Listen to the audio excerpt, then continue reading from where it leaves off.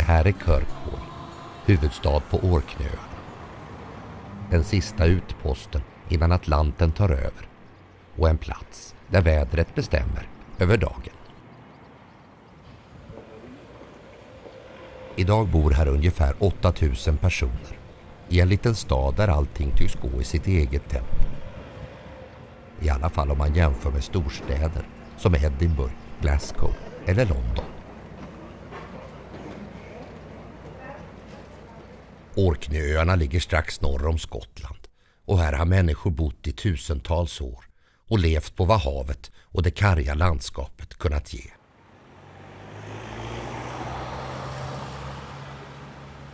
Här finns 70 små och stora öar som har starka historiska band till Skandinavien. Här har vikingar från Norge och Danmark härskat, men här finns också spåren av en forntida kultur som blomstrade för över 5000 år sedan. Orkney bjuder också på historier om äventyrare och upptäcktsresanden. Men framförallt finns här en natur som kan få vem som helst att för en stund glömma bort storstan.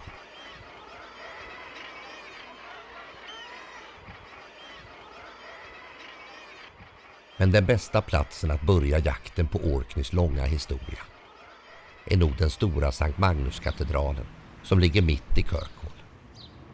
Och just här hittar man en historia om en av de norska vikingarna.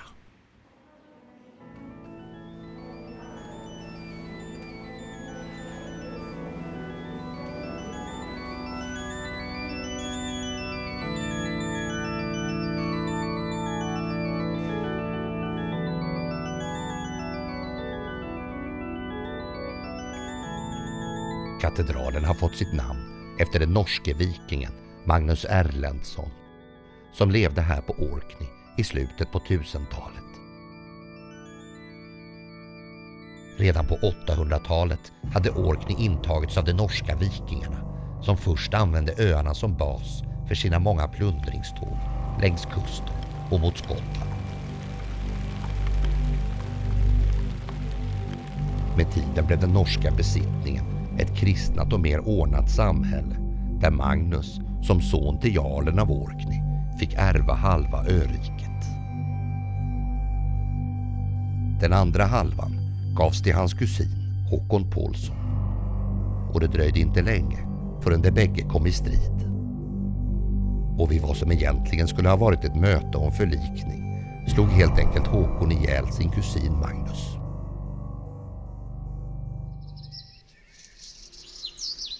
Magnus begravdes omedelbart på platsen där han mördats. Men bara en kort tid senare kom det rykten om underverk och mirakel vid hans grav.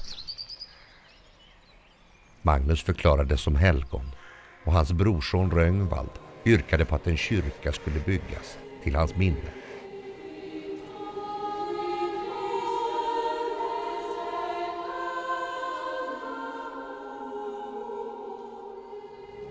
I samband med en restaurering i början på 1900-talet upptäcktes en låda av ek inmurad i en av de stora pelarna.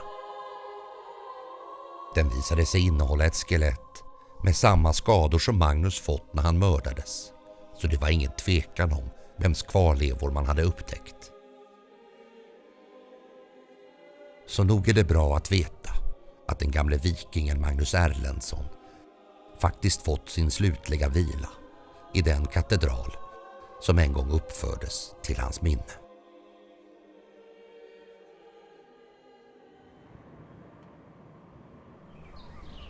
En halvtimme väster om Kirkwall ligger Stromness som är Orkneys näst största stad.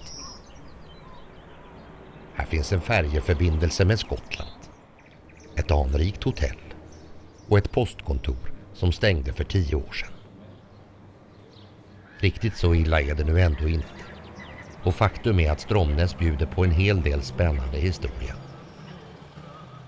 Här har både fiskare, valfångare och krigsskepp haft sina baser. Och för mängder av upptäcktsresanden var Stromness den sista hamnen innan äventyren tog sin början. Just en sån äventyrare och upptäcktsresande var John Ray från Stromness. Vid mitten av 1800-talet tog han värvning hos Hudson Bay Company, ett företag som vid den här tiden kontrollerade i stort sett all handel med skinn och pälsar i det som idag är Kanada. Ray, som var van vid det karga och hårda klimatet på Orkney, fick i uppgift att utforska och kartlägga de otillgängliga arktiska landområdena runt det kanadensiska ishavet. Och han lyckades också till slut få klarhet i det tragiska slutet för den försvunne polarforskaren John Franklin, som i sann viktoriansk anda seglat bort sig bland isen i sin jakt på Nordvästpassagen och sedan omkommit med hela sin besättning. Även om Franklin fick det slutliga erkännandet för att ha upptäckt Nordvästpassagen, var det ändå Ray som i praktiken hittade den. Nu vilar den gamle äventyraren i sin grav vid Sankt Magnuskatedralen. Och man kan nog lugnt säga att han levde ett liv som var få förunnat.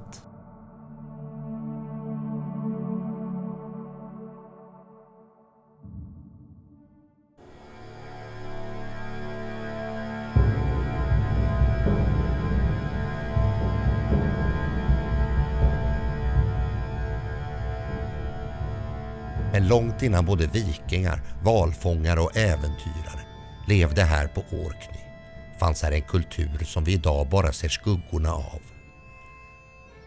Och det är just det som är världsarvet här på öarna. Det neolitiska Orkney.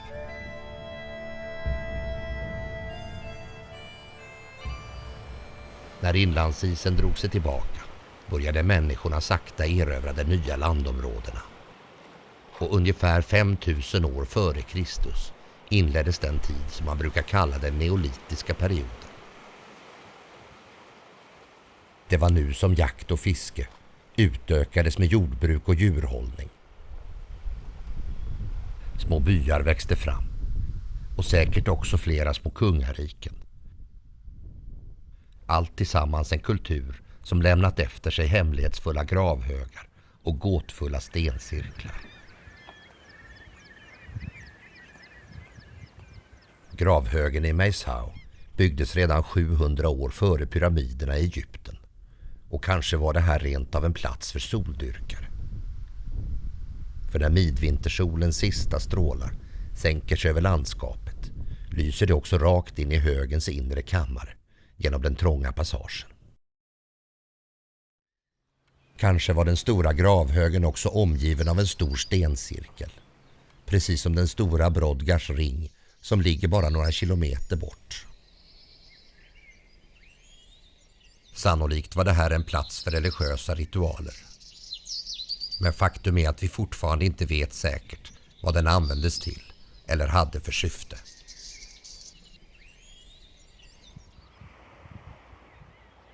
Men det finns en plats där vi ändå kan få en inblick i hur livet här på Orkney kunde sett ut för sådär en 5000 år sedan. Idag kallas den här platsen för Skara Brä och räknas som norra Europas bäst bevarade bosättning från den neolitiska tiden. Här finns 8 små hus i sten som bevarats precis som det lämnades, ända till den dag som en vinterstorm för 150 år sedan yrde upp sanden och avslöjade vad som hade legat gömt.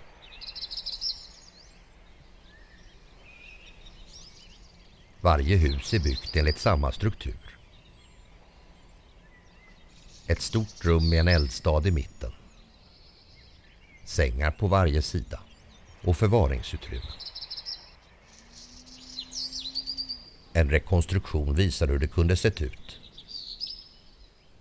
Och det är en fascinerande inblick i livet för 5000 år sedan. Och kanske också en påminnelse om att det ändå inte är så mycket som förändrats som vi kanske tror.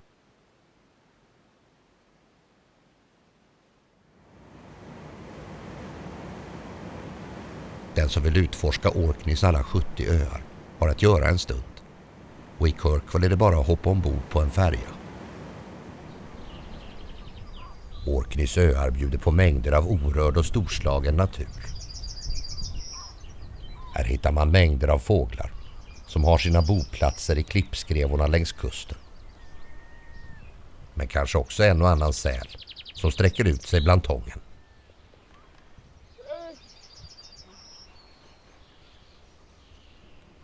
Min resa går till ön Westray, som ligger så långt nordväst som man kan komma. En resa på 1,5 timme genom Orkneys stora skärgård.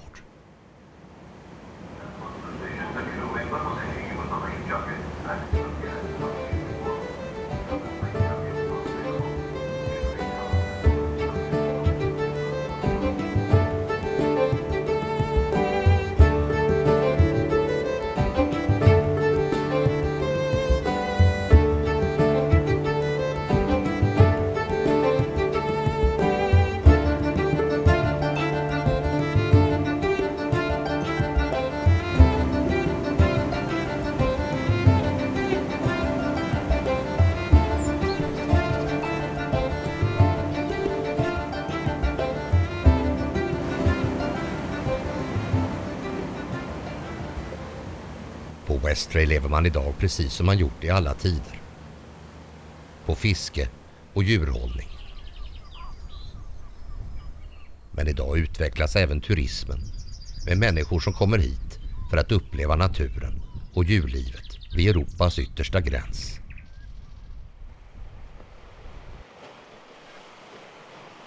När det är vindstilla och solen skiner är det här en fantastisk plats. Men här har också fartyg gått under när stormvindarna rasat mot klipporna.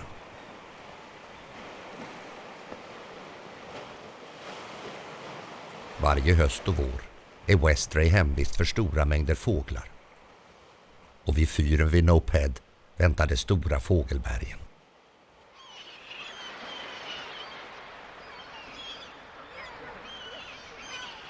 Här stupar berget 90 meter rakt ner i havet. Och här kan flera tusen fåglar trängas och slåss om de mest attraktiva platserna. Här finns lunnefåglar, sillgrisslor och olika sorters måsar som cirkulerar mellan klipporna och havet i jakt på fisk eller bara för att markera sina revir.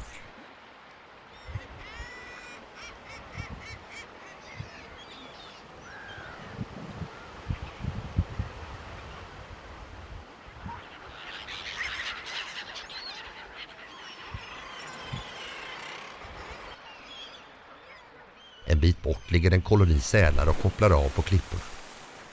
Och här träffar man ofta både knubbsäl och gråsäl som tycks trivas bra här på de yttre öarna. Westray har varit bebott lika länge som de andra öarna i Orkney. Och även här pågår flera arkeologiska utgrävningar. Som här i Noltland, där man just nu gräver fram en bosättning från den neolitiska tiden. Som till och med kan visa sig vara ännu större än Skara Brä. Självklart var också vikingarna här och lämnade sina avtryck i form av ett långhus som fungerade som en fiskfabrik. Här på Westray kunde man nämligen fånga ovanligt stora torskar på upp till 2 meter som sedan torkades och exporterades till Norge.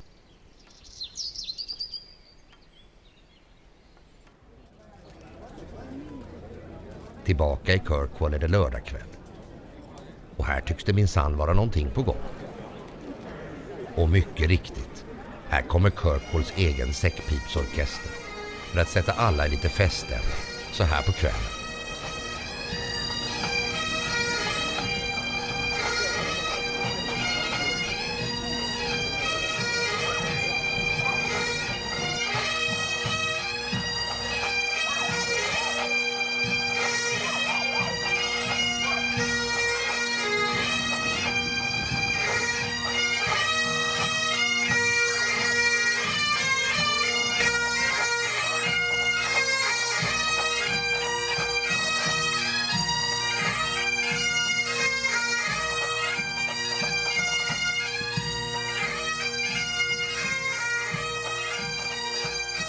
Skymningen sänker sig över Kirkwall och för mig är det nog bara att dra mig tillbaka till en pub. Men har du vägarna förbi Orkney så kan jag bara varmt rekommendera både världsarv och allt annat som man kan uppleva här i en gästvänlig och ovanligt trivsam del av Europa. Om än lite sådär i utkanten.